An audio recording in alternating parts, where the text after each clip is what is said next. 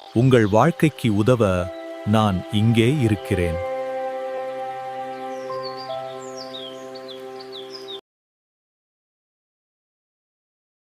மாற்ற வேண்டும். கருகிப்போன பல துறைகளையும் புதுப்பிக்கும் வேதாத்திரிய பித்தனான பன்முக வித்தகர் இவர். ஆன்மீக பெருமை பெற்ற நற்பெயரை கொண்டவர். இந்த பெயர் பக்தி, ஞானம், சீரிய சொற்பொழிவு ஆகியவற்றின் அடையாளம். திரு, புனிதம், செல்வம், தெய்வீகம். நாவு, நாக்கு, சொல், வாக்கு. அரசு, அரசன், தலைவன். அதாவது புனிதமான சொற்களின் அரசன் அல்லது வாக்கின் மீது ஆட்சி செலுத்தும் உயர்ந்தவன் என்பதே பொருள். இந்த பெயர் சைவ நாயன்மார்களில் ஒருவரான திருநாவுக்கரசர் அப்பர் அவர்களுடன் தொடர்புடையது. அவர் தேவார பாடல்கள் மூலம் இறை நம்பிக்கையை மக்களிடையே பரப்பியவர். இவரோ வேதாத்திரியம் என்ற இயற்கை இரகசியத்தை, அதிசயத்தை உலக மக்களுக்கு கற்பிக்கும் பேராசையை வாழ்நாள் சாதனையாக கொண்ட திருநாவுக்கரசு ஐயா அவர்கள் குரு வாழ்க என்ற அற்புதமான உயர்ந்த தத்துவத்தை நமக்கு போதிக்க இருக்கின்றார். ஐயா அவர்களின் அருளுரைக்கு முன்பாக அனைவருக்கும் ஒரு அன்பான கனிவான வேண்டுகோள். அன்பர்கள் அனைவரும் தங்கள் அலைபேசிகளை கையில் எடுத்து அதை டெல்டா அலையில் அமைக்குமாறு அன்போடு கேட்டுக்கொள்கிறேன். வாழ்க வையகம், வாழ்க வையகம், வாழ்க வளமுடன். குரு வாழ்க, குருவே துணை.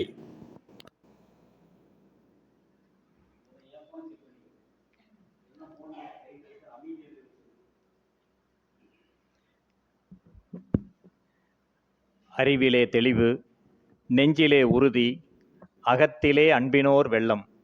பொறிகளின் மீது தனியரசானை, பொழுதெல்லாம் எனது பேரருள் நெறியிலே நாட்டம், கர்ம யோகத்தில் நிற்றல், என்றிவை அருளாய் குறிகுணம் ஏதும் இலதாய் உளதாய் குளவிடு தனிப்பரம் பொருளே.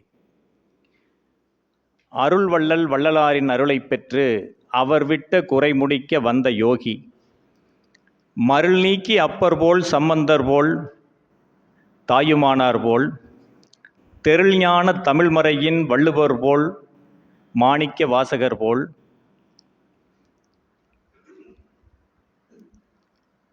தெளிந்த பர குண்டலினி எளிமை செய்த அருள்வள்ளல் நிறைமொழியார் ஞான தந்தை வேதாத்திரியார் வாழ்க வாழ்கவே. வாழ்க வையகம், வாழ்க வையகம், வாழ்க வளமுடன். குரு வாழ்க, குருவே துணை. அருள் நலம் சார்ந்த சான்றாண்மை செல்வர்களே, இந்த தவ மையத்தை சீரோடும் சிறப்போடும் மிகச் சிறப்பான முறையில் நிர்வகித்து இதை நடத்தி கொண்டிருக்கக்கூடிய நிர்வாக அமைப்பிலே இருந்து கொண்டிருக்கக்கூடிய பெருமக்களே, உங்கள் அனைவருக்கும் என்னுடைய அன்பான வணக்கங்களையும் வாழ்க வளமுடன் என்ற உயர்ந்த மகரிஷி பெருமானவர்கள் நமக்கு அருளிய வாழ்த்துக்களையும் வழங்கி இந்த நிகழ்வை தொடங்குகிறேன். எனக்கு ரொம்ப மகிழ்ச்சியாக இருக்குது. ஏன்னா இன்று காலையிலே இருந்து சகோதரி அவர்கள் சொன்னது போல தேர்தல் பணியில் இப்பொழுது சட்டமன்ற பேரவைக்கு தேர்தல் நடைபெற இருக்கிறது. அதற்கான ஆயத்த பணிகளிலே நாங்கள் எல்லாம் ஈடுபட்டு இருக்கிறோம். அதில் ஒரு முக்கியமான அலுவலராகவும் அடியேன் பணியாற்றி கொண்டிருக்கிறேன். இன்று காலையிலே இருந்து மாலை வரை அந்த நிகழ்ச்சி இருந்தது.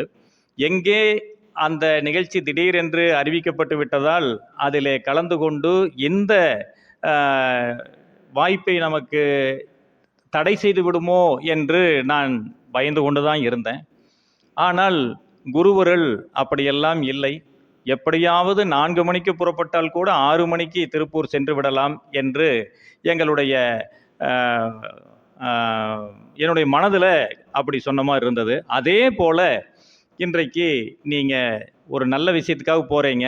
4 மணிக்கு அல்ல, நீங்கள் 2 மணிக்கே கூட நீங்கள் அதற்காக நீங்கள் செல்லலாம் என்று திருப்பூர் மாவட்ட கலெக்டர் அவர்களும் எங்களுடைய தொகுதியினுடைய தேர்தல் நடத்தும் அலுவலர் ஆர்டிஓ அவர்களும் எனக்காக அந்த சிறப்பு அனுமதியை வழங்கினார்கள். அதனால் நான் உரிய நேரத்துக்கு முன்னதாக கூட இந்த நெருக்கடியான நேரத்தில் கூட, நேர நெருக்கடி மிகுந்திருக்கிற இந்த நேரத்தில் கூட அதற்கு முன்னதாகவே திருப்பூர் வரக்கூடிய அளவுக்கு இன்றைக்கு குருவருள் அவ்வளவு தூரம் அடியேனுக்கு உதவி இருக்கிறது என்றுதான் சொல்ல வேண்டும். இங்கே வருகிற பொழுது எப்பொழுதுமே இதற்கு முன்னாலும் நான் இங்கே வருகை புரிந்திருக்கிறேன். மார்கழி மகா உற்சவம் என்ற பெயரில் உலக அமைதி வாரத்தை ஒவ்வொரு ஆங்கில ஆண்டும் முதல் வாரத்தை நம்ம கொண்டாடுவது வழக்கம். அதில் திருப்பூர் மிக சிறப்பாக எல்லா தவ மையங்களிலும் எல்லா அறக்கட்டளைகளிலும் ரொம்ப பிரமாதமாக நடத்தக்கூடிய ஒரு நிகழ்வு. அதிலே தொடர்ந்து பல ஆண்டுகள் வந்திருக்கிறேன். இங்கே ஒவ்வொரு தலைப்புகளை கொடுத்து அடியேனை அதில் எனக்கு ஈடுபடுத்தி இருக்கிறார்கள். அந்த அற்புதமான வாய்ப்பை பெற்றிருக்கிறேன். அதற்கு பிறகு சில ஆண்டுகள் கழித்து இப்பொழுது வந்து ஐயாவை எல்லாம் தரிசிக்கக்கூடிய வாய்ப்பு, உங்களோடெல்லாம் அளவலாவக்கூடிய வாய்ப்பு இன்று பெற்றிருப்பது ஒரு பெரிய பாக்கியமாக கருதுகிறேன். இன்னும் சொல்லப்போனால் ஐயா அவர்கள் பேசும் பொழுது கேட்பதற்காக வர வேண்டும் என்று தோணுகிற அளவுக்கு கணேசன் ஐயா அவர்களுடைய கவித்துவம் நிறைந்த ஒரு இணைப்புரையை நான் மிகவும் ரசித்து ரசித்து கேட்டேன். அந்த கவிதையை அவர்கள் சொல்லும் பொழுது ஒரு கட்டபொம்மன் வசனத்தை எல்லாம் சினிமாவில் நம்ம பார்த்துருக்குறோம். அந்த சிவாஜி தன்னுடைய மிடுக்கான குரலோடு அந்த பாவனையோடு உடல் மொழி அதோடு சேர்ந்து சொல்லும் பொழுது எவ்வளவு அழகாக இருக்கு இல்லைங்களா? அது மாதிரி ஐயா அவர்கள் இந்த அருட்கவிகளை அதிலும் அவர் புனைந்த அந்த கவிகளையும் சேர்த்து இணைத்து அப்படி கொடுக்கும் பொழுது ரொம்ப அற்புதமான ஒரு இனிமை நமக்கெல்லாம் ஏற்படுகிறது. அவர்களை நான் நன்றியோடு அவர்களை நெகிழ்ந்து பாராட்டி மகிழ்கிறேன். அப்படிப்பட்ட ஒருவர் இருப்பதால் தான் இந்த இத்தனை பேரை ஈர்க்க முடிகிறது. ஒரு நல்ல தவ செல்வர் இங்கே இருக்கிறார்கள். அது மட்டுமல்ல, இதையெல்லாம் சிறப்பாக வழிநடத்தக்கூடிய பெரியவர்கள் இங்கே இருக்கிறீர்கள். ரொம்ப அடுத்த தலைமுறை திருமதி தனலட்சுமி போன்றவர்கள் எல்லாம் அடுத்த தலைமுறையை இந்த பயிற்சிக்குள்ளே நம்ம கொண்டு வந்திருக்கிறோம் என்பதற்கு அவர்கள் எல்லாம் உதாரணமாக இன்றைக்கு திகழ்கிறார்கள். இப்படி அருமையாக ஒரு தன்னுடைய தேனினும் இனிய குரல்ல இறைவணக்கம் குருவணக்கம் பாடிய சகோதரி, தவத்தை அருமையாக எடுத்த சகோதரி அவர்கள் எல்லாமே ரொம்ப சிறப்பான இந்த தவ மையத்தில் மன்றத்தில் வந்து ஒரு சொற்பொழிவை நிகழ்த்துவதற்கு இறைநிலை திருவருள் புரிந்திருக்கிறது என்றுதான் சொல்ல வேண்டும். இன்னைக்கு ஒரு தலைப்பை சொல்லும் பொழுது என்ன தலைப்பு வைத்து கொள்ளலாம் என்று பேசும் பொழுது குரு வாழ்க என்று உடனடியாக அந்த தலைப்பு தான் மின்னலிட்டது. சரி, குருவினுடைய மகா சமாதி தினம் 20 ஆண்டுகள் கழித்து இன்றைக்கு நம்ம அந்த தினத்தை நம்ம கொண்டாடுறோம் அப்படின்னு சொல்கிறத அனுஷ்டிக்கிறோம். இருந்தாலும் கொண்டாட்டத்திற்கு உரியது தான். அதில் வந்து சோகத்துக்கு துன்பத்துக்கெல்லாம் ஏதும் இல்லை. ஏன்னா குரு தன்னுடைய தூள உடலிலே இருந்து சூக்குமமாக இங்கே நிறைந்திருக்கிறார்கள். நம் எல்லோருடைய ஆன்மாவிலும் ஐக்கியம் அவருடைய நிழல், அந்த ஆன்மாவினுடைய நிழல் படிந்தே இருக்கிறது. அதனால்தான் ஐயா அவர்கள் அந்த ஞான கவிகளை சொல்லும்போது கூட நமக்கெல்லாம் இயற்கையாகவே அந்த ஆல்ஃபா நிலைக்கு ரொம்ப எளிதாக அடியெடுத்து வைக்கும். ஆல்ஃபா நிலை அது ஆனந்த அலை. மனசுல எந்த துன்பம் இருந்தாலும் ஒரு மனவளக் கலைஞன் ஆல்ஃபா அலைக்கு எளிமையாக சென்று இந்த உலக துன்பங்களிலே இருந்து விடுபட முடியும். அப்படிப்பட்ட டெக்னிக் அதை வந்து மகரிஷி நமக்கு கற்றுக் கொடுத்துருக்காரு. அதனால இந்த குரு வாழ்க நம்ம கிட்ட வந்து ஒரு 4 மகா மந்திரங்கள் நம்ம சொல்றோம். வாழ்க வையகம் ஒரு மந்திரம், வாழ்க வளமுடன் முதன்மை மந்திரம் 2வது மந்திரம், குரு வாழ்க 3வது மந்திரம், குருவே துணை. 4 மகா மந்திர சொற்களை நம்ம ஒவ்வொரு நாளும் தவறாமல் உச்சரிக்கிறோம். இதுல வாழ்க வையகம் வாழ்க வளமுடன் எல்லாரும் நம்ம பொருத்தமாக அதையெல்லாம் புரிந்து வைத்திருக்கிறோம். குருவே துணை அதுவும் சொன்னாலே புரிகிறது. குரு வாழ்க இந்த இடத்துல மட்டும் நம்ம தெரிந்தோ தெரியாமலோ இதை திருப்பி திருப்பி சொல்லிக்கொண்டே இருக்கிறோம். சில மந்திரங்களுக்கு சக்தி உண்டு. பொருள் புரியாவிட்டாலும் அதற்குண்டான சக்தியை நமக்கு கொடுக்கும், பலனை கொடுக்கும். சரி, குரு வாழ்க அதை 2 விதமாக நம்ம பொருள் கொள்ளலாம். குரு அவர்கள் வாழ்க என்று சொன்னால் யாருமே வேதாத்ரி மகரிஷி அவர்கள் வாழட்டும் என்று என்பதற்காக சொல்லப்படுவது அல்ல என்பதை எல்லோரும் நீங்கள் எல்லாம் ஏற்றுக்கொள்வீர்கள். ஏன்னா நம்ம சொல்லி குரு வாழ வேண்டியது இல்லை. அவர் குரு வாழக்கூடிய நிலையிலும் இன்றைக்கு இல்லை. அவர் வந்து உடலோடு இந்த மண்ணில் இல்லை. அவர் இருக்கிற காலத்திலும் நம்ம வாழ்த்தி அவர் வாழ வேண்டிய நிலையும் இல்லை. ஆனால் குரு வாழ்க என்று சொல்கிறோம். அது எந்த வகையில் சொல்கிறோம் என்றால் 2 விதமான பொருள்களில் நம்ம அந்த குரு வாழ்க என்று நாம் சொல்கிறோம்.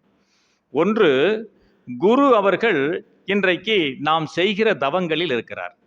குரு அவர்கள் அவர் பொழிந்து சென்றிருக்கக்கூடிய தத்துவங்களில் வாழ்ந்து கொண்டுதான் இருக்கிறார். குரு அவர்கள் அவர் செய்த இந்த ஆன்மீக தொண்டு அவற்றிலே வாழ்ந்து கொண்டிருக்கிறார்.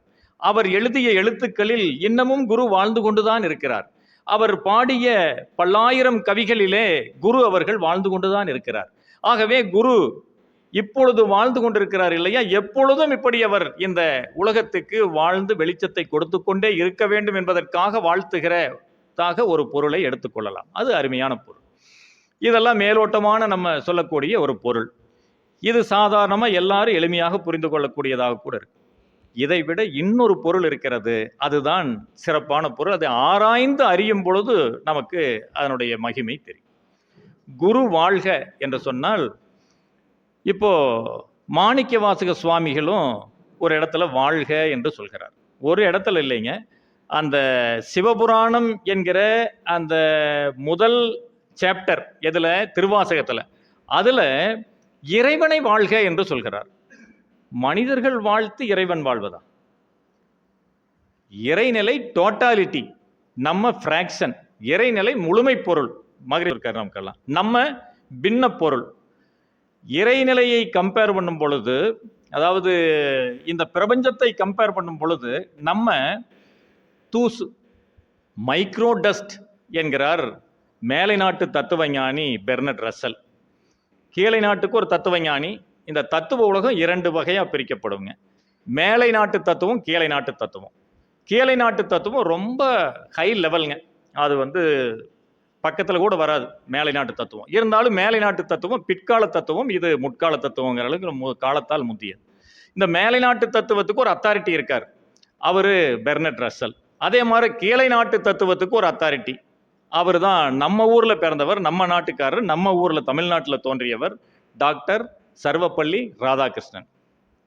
இப்போ மேலை நாட்டு தத்துவஞானி அவர் ரசல் என்ன சொல்றாரு, I am the speck of the universe அப்படின்னு சொல்றாரு. இந்த யூனிவர்ஸை கம்பேர் பண்ணும்போது நம்ம மைக்ரோ டஸ்ட் அப்படிங்கிறார். டஸ்ட் அப்படின்னா கண்ணுக்கு தெரியாத தூசி. அதுல பலாயிரம் துகள்களா அதை மாற்றணும்னா என்ன வருமோ அதுதான் டஸ்ட்.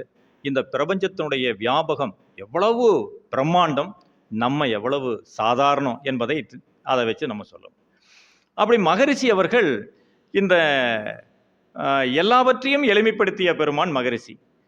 நம்ம ரொம்ப சாதாரணத்திலேயும் சாதாரணமாக நம்முடைய வாழ்க்கையை நம்ம நடத்திட்டு இருக்கிறோம். இப்போ அப்படிப்பட்ட இதில் அவர் என்ன சொல்றாரு, மாணிக்கவாசக சுவாமிகள் என்ன சொல்றாரு, அந்த பிரம்மாண்டத்தை வாழ்த்துறார். இந்த பின்னப்பொருள் மைக்ரோ டஸ்டா இருக்கிற நம்மளை போல தான் அவர் டஸ்ட்ன்னு நம்ம சொல்லக்கூடாது, ஆனாலும் அவர் இப்படித்தான் வாழ்ந்தார். அவர் மாணிக்கவாசக சுவாமிகள் அவர் என்ன சொல்றாரு, வாழ்க அப்படிங்கிறார். நமசிவாய வாழ்க, நாதன் தாள் வாழ்க, இமை பொழுதும் எண்ணெஞ்சில் நீங்காதான் தாள் வாழ்க, கோகலியாண்ட குருமணி தன் தாள் வாழ்க, ஆகமம் ஆகி நின்று அன்னிப்பான் தாள் வாழ்க, ஏகன் அநேகன் இறைவன் அடி வாழ்க என்று அவரை இத்துணை முறை வாழ்த்தித்தான் தன்னுடைய அந்த பாடல்களை எல்லாம், அது மிகப்பெரிய ஒரு பக்தி இலக்கியம், அதை பற்றி அவர் சொல்றார். அதில் ஆரம்பத்திலேயே இறைவனை வாழ்த்துகிறார். இது எதற்காக அப்படின்னா, இறைவன் வாழ்வதற்காக அல்ல, நம்முடைய மனதில் இறைவன் எப்பொழுதும் வாழ்ந்து கொண்டிருக்க வேண்டும் என்பதற்காக வாழ்த்துகிறார். அதே போல குருவானவர் நம்மை விட்டு அகலாது எப்பொழுதும் நம்முடைய உள்ளத்திலே அவர்கள் இருந்து கொண்டே இருக்க வேண்டும், நம்முடைய உள்ளத்திலே எப்பொழுதும் அவர் வாழ்ந்து கொண்டே இருக்க வேண்டும். நமக்கு எப்பொழுதெல்லாம் மனச்சோர்வு ஏற்படுகிறதோ அப்பொழுதெல்லாம் குருவானவர் உள்ளிருந்து நம்மை இயக்க வேண்டும் என்பதற்காக குருவை வாழ்க என்று நம்ம சொல்றோம். இது உட்பொருளுங்க. ஆராய்ந்து அறிகிற பொழுது நமக்கு கிடைக்கிற உட்பொருள் குரு வாழ்க. அப்படிப்பட்ட குரு அவர்களுடைய பெருமையை பேசுவதற்குத்தான் இன்றைக்கு நம்ம எல்லாம் கூடியிருக்கிறோம். மல்லிகைப்பூவுக்கு விளம்பரம் தேவையில்லை. வேதாத்திரி மகரிஷி நம்முடைய குருபிரான் அவர்களுக்கும் விளக்கங்கள் தேவையில்லை. ஏனென்றால் இங்கே இருப்பவர்கள் எல்லோரும் வேதாத்திரிய மாணவர்கள், வேதாத்திரிய அறிஞர் பெருமக்கள். இருந்தாலும் இன்றைக்கு ஒரு புதிய கோணத்தில் மகரிஷியை நம்ம சிந்திக்கணும் என்பதற்காக இந்த குரு வாழ்க என்கிற தலைப்பை நம்ம எடுத்தோம். எப்பொழுது, அதாவது இன்றைக்கு வரும் பொழுது சிந்தித்து கொண்டே வந்தோம். லோகநாதன் ஐயா அவர்கள் கூட நம்ம பேசிட்டு வரும் பொழுது ஒன்று நாங்கள் பேசினோம். இன்றைக்கு மனவள கலை நம்மெல்லாம் கற்றிருக்கிறோம். இந்த கலை இத்தனை லட்சம் பேர் கற்றுக்கொண்டு இருக்கிறோமே, இந்த உலகத்தில் இப்போ ஒரு மனிதர் கற்றிருந்தால் இந்த உலகத்தில் நமக்கெல்லாம் இன்னைக்கு கேஸ் தட்டுப்பாடு வராது. நாளை அல்லது நாளை மறுநாள் பேருந்துகளுக்கு கட்டணம் உயராது. அதாவது தேர்தலுக்கு அப்புறம் உயரப்போகுது, அது உயராது. நம்முடைய வாகனங்களை எல்லாம் இயக்குவதில் எந்த சிரமம் வராது. பல பொருட்களுக்கு பெட்ரோல் டீசல் விலை உயர்ந்ததுன்னா, தட்டுப்பாடு ஏற்பட்டதுன்னா பல பொருட்களுடைய விலையெல்லாம் உயரும். இந்த பிரச்சனைகள் ஏதும் இல்லாமல் போயிருக்கும். ஒரே ஒருத்தருக்கு இந்த உலகத்தில் இந்த மனவளக்கலையை கற்றுக் கொடுத்திருந்தார். அவர் யார் என்று உங்க எல்லாத்துக்கும் தெரியும். பார்த்தீங்களா, எல்லாம் நம்ம ஆசிரியர்கள் எல்லாம் அப்படியே துடிச்சிட்டு இருக்கிறாங்க. அந்த மகராசை ஏதாவது இந்த பக்கம் ஏதாவது வந்தான்னா உடனே கூப்பிட்டு ஆக்கினை தீட்சியை முதல்ல கொடுத்து அவரை உட்கார வச்சு எல்லாம் பயிற்சியெல்லாம் கூப்பிட்டு அவர் உருட்டி எல்லாம் மகராசனம் எல்லாம் செஞ்சு அவரை நம்ம வழிக்கு கொண்டு வந்துட்டோம்னா இன்னைக்கு உலக மக்கள் எவ்வளவு துயருக்கு ஆளாகிறாங்க. எங்கேயோ போரில்லா நல்லுலகம் முதல் திட்டம், உலக நல திட்டங்களில் முதல் திட்டம் ஏன் கொண்டு வந்தார்? அதை மகரிஷி ஏன் அதை முதல்ல வச்சார்? இதுக்காகத்தாங்க. எங்கேயோ போர் நடக்குது, நமக்கு என்ன அப்படின்னு நம்ம நினைக்க முடியாது. உக்ரைன்ல வார் ஆரம்பிச்சது, திருப்பூர்ல தொழில்கள் முடங்குது. அமெரிக்கா ஈரான் யுத்தம் ஆரம்பிச்சிருக்குது, திருப்பூர்ல அடுப்பு எரிய மாட்டேங்குது. நம்ம ஊர்ல ஏதோ நம்மெல்லாம் விறகு தொழிலெல்லாம் விட்டு கொஞ்ச நாள் தான் ஆகுது. நம்ம சமுதாயத்தில் நம்ம விட்டு கொஞ்ச நாள் தான் ஆகுது. திருப்பி நம்ம மறுபடியும் அதுக்கு போய்க்கலாம். ஆனால் இது நடைமுறை சாத்தியமா? இப்போ நம்ம வீட்டில் இருக்கிற பெண்மணிகளுக்கு விறகை வச்சு அடுப்பை எரித்து யோசனை பண்ணி பாருங்க. அந்த செட்டப்பே இல்லை வீட்டில். வெளியே தான் அடுப்பை கூட்டணும். அதுக்கும் திருப்பூர் போன்ற நெருக்கடி மிகுந்த பகுதிகளில் அதுக்கும் இடம் இல்லை. என்ன பண்ணுறது அப்படிங்கிற அளவுக்கு பெரிய யோசனை. கேஸ் தட்டுப்பாடு பெரிய அளவில் வந்து விடுமோ என்கிற அச்சம். கப்பல்னா என்னன்னு கூட தெரியாத ஆளுகள்லாம் கப்பல் எப்போ வருதாமா அப்படின்னு பேசிக்கிறாங்க 2 பேர் உட்காந்து. அந்த அளவுக்கு இன்றைக்கு உலகம் பெரிய ஒரு ஜெர்க்காகி நிற்குது. இவ்வளவு ஒரு மோசமான ஒரு நிலைமைக்கு ஒரே மனிதர் தான் காரணம், வேற ஒன்றும் இல்லை. மகரிஷி அவர்கள் அந்த பிறர் வளம் பறித்தல் அப்படின்னு ஒரு வார்த்தை சொல்றார். இந்த உலக சிக்கலுக்கு ஈரான்ல அணு ஆயுதம் இருக்கு, ஈரான் குறும்பு பண்ணது, அவன் மற்ற நாடுகள் மேல அணு ஆயுதத்தை ஏவி விட்டுருவான் அப்படிங்கிறதெல்லாம் ஒரு காரணமே இல்லை. உண்மையில ஈரான் கிட்ட அணு ஆயுதமே கிடையாது. என்னைக்காவது செய்யலாமா அப்படிங்கிறதுக்கான ஆராய்ச்சி செஞ்சுட்டு இருக்கான். சுத்தி இருக்கிற நாடுகள், தன்னுடைய எதிரி நாடுகள் எல்லாம் நம்மளை அழிச்சா நம்ம என்ன பண்றது, நம்ம கொஞ்சம் அதுக்கு தயாராகணும்னு நினைச்சிட்டு இருக்கிறான், அவ்வளவுதான். ஆனா இன்னைக்கு அதற்காக நிச்சயமாக இந்த போர் நடைபெறவில்லை. இதேபோல் ஈராக் மேல ஒரு யுத்தம் நடந்தது பல ஆண்டுகளுக்கு முன்னால. எதற்காக நடந்தது? அங்க அணு ஆயுதம் வச்சிருக்கான் அப்படின்னு சொல்லிட்டு அங்க தன்னிடம் இருக்கக்கூடிய அத்தனை படை பலம் எல்லாத்தையும் கொண்டு போய் அங்க போட்டான். அங்க சதாம் ஹுசேன் அப்படிங்கிற அந்த நாட்டினுடைய தலைவரை கடைசியில பிடிச்சிட்டு போய் அவருக்கு மரண தண்டனை விதித்து கடல்குள்ள வீசி எல்லாம் பண்ணாங்க. அப்புறம் எல்லாம் பண்ணின பிறகு அந்த நாட்டுக்குள்ள போய் தொலை பார்த்தா எங்கேயும் அணு ஆயுதமே இல்லை. அதனால பல ஆண்டு காலம் உலகம் முழுவதும் பெரிய சிக்கல்கள் வந்தது. இப்போ ஈரானுக்குள்ள அதே இது வந்திருக்கு. அங்கே அந்த மன்னரை வெளியேற்றின பிறகு, அந்த அரசாட்சியை வெளியேற்றின பிறகு ஈராக்ல இவங்களுக்கு பிடிச்ச மாதிரி ஒரு பொம்மை அரசாங்கத்தை நிறுவி அங்க இருக்கிற எண்ணெய் வளங்கள்லாம் அமெரிக்காவுக்கு போகும். அமெரிக்காவுக்கு விரும்பின அளவில் அதுக்கெல்லாம் சேல்ஸ் ஆகுது. அதே மாதிரி ஒரு நிலைமை ஈரான்லையும் உருவாக்கணும் அப்படிங்கிறதுக்காக மட்டும்தான் ஈரானுடைய வளங்களை தன்வசம் எடுத்துக்கொள்ள வேண்டும் என்கிற வேட்கை காரணமாகத்தான் இந்த போர் நடந்து கொண்டது. ஒரு மனிதனுடைய பிறர் வளம் பறிக்கும் எண்ணம் மட்டும்தான் இதற்கு காரணமாக இருக்கு. ஒரு மனிதனுடைய பேராசை மட்டும்தான் இதற்கு காரணமாக இருக்கிறது. நான் சொல்லி ஈரான் அதிபர் கேட்கலையே அப்படின்னு ஒரு மனிதன் மனதில் தோன்றிய சினம் மட்டும்தான் இந்த போருக்கு காரணமாக இருக்கிறது. பாருங்க, அதனாலதான் உலகிலுள்ள பொறுப்புடைய தலைவரெல்லாம் உயிரறிவை உள்ளுணர்வாய் பெறுதல் வேண்டும். நம்ம போய் சொன்னா கேட்பானா? அதனால நம்ம என்ன பிரார்த்தனை பண்றோம்? அவனுக்கு தானாக உருவாகணும். ஒரு பெரிய அரக்கன் ஒருத்தன் உயர்ந்த பதவியில போய் உட்காந்துட்டான். உலகத்திலேயே உயர்ந்த பதவி எது? தமிழ்நாட்டு முதலமைச்சர் பதவி அல்ல, இந்திய பிரதமர் பதவி அல்ல, ஐரோப்பாவினுடைய பெரும் பதவி கூட அல்ல. உலகத்திலேயே மிகப்பெரிய பதவி அமெரிக்காவுடைய அதிபர் ஆகிறது தான். அப்படிப்பட்ட பதவியில் ஒரு அரக்கர் இன்றைக்கு அரக்கன் போய் இன்னைக்கு உட்கார்ந்துட்டான். இப்போ நம்மளுக்கெல்லாம் என்ன பண்ண முடியும்? ஒன்னே ஒன்று தான். இப்படி வந்து உட்கார்ந்துருவாங்க பல நேரங்களில் எதிர்காலத்தில். அப்படிங்கிறதுனால தான் மகரிஷி ட்ரம்ப் வருவார்னு தெரியாம கூட, ட்ரம்ப் எப்படிப்பட்ட ஆளா இருப்பான்னு தெரியாத காலத்தில் கூட அப்பவே மகரிஷி பாடினாரு, உலகில் உள்ள பொறுப்புடைய தலைவரெல்லாம் உயிரறிவை உள்ளுணர்வாய் பெறுதல் வேண்டும், அவங்களாக பெற்றுக்கொள்ளணும் அப்படின்னு சொல்லி இறை நிலையோடு இறைஞ்சுகிறார். அப்படிப்பட்ட மோசமான நிலையில உலகம் போயிட்டு இருக்கிற பொழுது குரு அத்தனை சிக்கல்களுக்கும் தீர்வுகளை கொடுக்கிறார். சாதாரண தீர்வுகள் அல்ல, நல்ல ரிசர்ச் பண்ணி அனலைஸ் பண்ணி கொடுக்கிற ஆய்வு தீர்வுகள். உலகம் அனுபவித்துக் கொண்டிருக்கிற அத்தனை சிக்கல்களுக்கும், நாளைக்கு ஏதாவது துன்பத்தை அனுபவிக்கக்கூடிய விஷயங்கள்லாம் இருக்கும், அந்த துன்பங்களுக்கும் தீர்வுகளை கொடுக்கிற ஒரே சுவாமிஜி, ஒரே குரு பிரான் வேதாத்திரி மகரிஷி அவர்கள் தான். நாட்டுக்கு மட்டும் அவர் நாடுகளுக்கு இடையில நடக்கிற விஷயம், இந்த உலகம் முழுவதும் எப்படி அமைதியா இருக்கணும் அப்படிங்கிறதுக்காக மட்டும் இல்லை, நாட்டுக்குள்ள நடக்கிற விஷயம், வீட்டுக்குள்ள நடக்கிற விஷயம், இந்த நெஞ்சு கூட்டுக்குள்ள நடக்கிற துன்பங்கள் எல்லாவற்றிற்கும் தீர்வு தந்த பெருமகனார் வேதாத்திரி மகரிஷி. அவரை குருவாக பெற்ற நாமெல்லாம் மிகப்பெரிய பாக்கியவான்கள். இதுல பெரிய தத்துவங்களை மட்டும் அவர் விளக்கவில்லை. சிக்கல் எங்கெங்கெல்லாம் எப்படியெல்லாம் வரும்னு சொல்லவே முடியாது. மிகப்பெரிய சிக்கல் வீட்டில் சமைக்கிறவங்களுக்கெல்லாம் தெரியும். யார் சமைக்கிறது அப்படின்னு மேலை நாட்டில் ஒரு பிரச்சனை வந்துருச்சு. மகரிஷி அவர்கள் இந்த குடும்ப அமைதியை பற்றி பேசுகிற போது அங்கே இந்த சமையல் பற்றியெல்லாம் சொல்லிட்டு வரும்போது, ஒருத்தருக்கு ஒருத்தர் விட்டு கொடுக்கணும், ஒருத்தருடைய பணியை இன்னொருத்தர் ஷேர் பண்ணி செய்யணும், இன்ப துன்பம் இருவருமே ஏற்றுக்கொண்டு வாழ பழகிக்கொள்ள வேண்டும் என்றெல்லாம் சொல்லி வரும்போது கடைசியில் ஒரு பெண்மணி எந்திரிச்சு, வீட்டில் சமைக்கிறது தான் பெரிய துன்பம், அதை யார் சாமி செய்யறது அப்படின்னு கேட்ட உடனே மகரிஷி அவர்கள் அதுக்கு என்ன சொல்லுவார்? அவர் சிம்பிளாக உடனே அடித்தார், சாப்பிடுகிறவர்கள் எல்லோரும் சமைக்க வேண்டும் அப்படின்ட்டார். ரொம்ப அருமையாக சொல்லிட்டார். இது மாதிரி ஒரு பதிலை எந்த ஞானிகளும் சொல்ல முடியுமா என்பது எனக்கு தெரியவில்லை.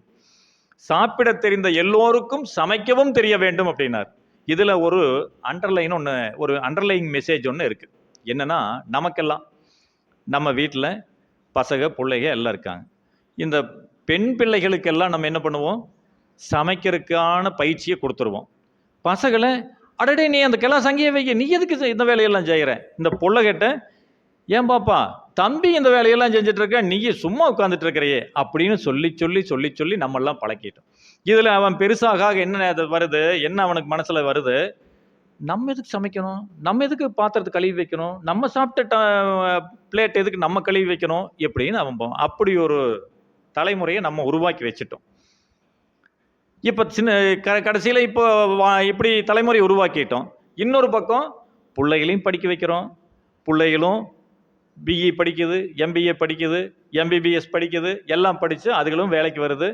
இப்போது பையனுடைய, அதாவது கணவனுடைய அந்த பொருளீட்டுகிற அந்த பணியை இந்த பிள்ளைகளும் செஞ்சு மனைவிகளும் செஞ்சுட்டு இருக்காங்க. ஆனால் வீட்டில் இருக்கக்கூடிய அந்த வேலைகளை அவனும் செய்யணுமா இல்லையா? ஷேர் பண்ணிக்கணுமா இல்லையா? அது இல்லை. இப்போ இந்த சிக்கலை தீர்ப்பதற்கு மகரிஷி சொன்னதில் ஒரு முக்கியமான உட்பொருள் ஒன்று இருக்குது. மகரிஷி என்ன சொல்கிறாரு? சாப்பிட தெரிந்த எல்லோருக்கும் சமைக்கவும் நம்ம கற்றுக் கொடுக்கணும். சின்ன வயசுலேருந்து அப்படி ஒரு சேஞ்சை கொண்டு வரணும் அப்படிங்கிறார் மகரிஷி. இதுதான், அதனால தான் மகரிஷியை சமூக விஞ்ஞானி, சோசியல் சயின்டிஸ்ட் என்று சொல்கிறார்கள். இப்போ மகரிஷி ஒரு குடும்பத்தில் இருக்கிற சிக்கல்களை எல்லாம் தீர்க்கிறார். குடும்ப அமைதி பயிற்சி கொடுக்கிறார். பெண்களுக்கு உயர்வு கொடுக்கணும் என்று சொல்கிறார். சிறப்புணர்ந்த பெண் மதிப்பு. அது என்ன சிறப்புணர்ந்த பெண் மதிப்பு? பெண்களை மதிக்க வேண்டும் என்று சொன்னால் ஓகே, விமென் வோம்ப் மேன், அதுதான் விமன் என்று மகரிஷி அவர்கள் ஆங்கில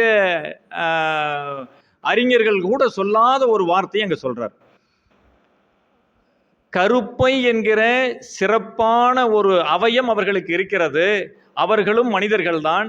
அந்த சிறப்பான அவயத்தை தங்கள் உடலிலே பெற்றிருக்கக்கூடியவர்கள் எவ்வுயிரும் இந்த உலகுக்கு வருகிற வழியாக அவர்கள் இருக்கிறார்கள் என்று அந்த சிறப்பை உணர்ந்து கொண்டால், இந்த உலகத்திலே பாதி பேர் பெண்கள், மீதி பேர் அந்த பெண்கள் பெற்றெடுத்த மக்கள் என்று இதற்கு மேல பெண்களை உயர்த்தி சிறப்பிக்க முடியுமா? அப்படி சிறப்பை அறிந்து அந்த பெண்களை மதிக்க வேண்டும் என்று சொல்கிற சிறப்புணர்ந்த பெண் மதிப்பு. இதை உணர்ந்தவர்கள் வீட்டில் பெண்களுக்கு ஆணாதிக்கத்தின் காரணமாக துன்பம் வருமா? ஏதாவது ஒரு வீட்டில். அதனால தான் இந்த பயிற்சியை கொடுக்குறார். பல லட்சம் பேரை தங்களுடைய மன்றத்தில் உலகம் முழுவதும் அழைத்து வந்து உட்கார வைத்து ஆண்களுக்கெல்லாம் இந்த கல்வியை கொடுத்துருக்கார். இதை விட இன்னொன்று செஞ்சார். மனைவி நல வேட்பு விழா.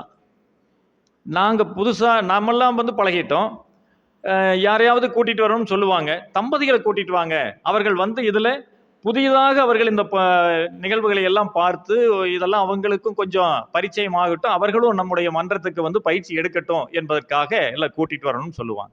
நான் எங்கள் பங்காளி ஒருத்தர் சம்சாரத்தோடு நீங்கள்லாம் வரணும், நம்ம நங்கையாவையும் கூட்டிகிட்டு வாங்க அப்படின்னு சொல்ல அவர் சரிப்பா அதனால என்ன போயிட்டு வந்தால் போதும், சும்மா தானே இருக்கிறோம், போகலாம் அப்படின்னு சொல்லிட்டு வந்தேன். அது மாதிரி ஒரு 2 தம்பதிகளை நான் செலக்ட் பண்ணி கூட்டிகிட்டு போனேன். 2 பேர். ஒருத்தன் என்னோட ஃப்ரெண்டு, என்னோட கிளாஸ்மேட்டு, அவன் சம்சாரம் 2 பேர். இவர் பங்காளி வீட்டில் அவங்க அண்ணி, இவங்கெல்லாம் வந்தாங்க. வந்து எல்லாம் போகையில் எல்லாம் பேசிகிட்டே போனோம்.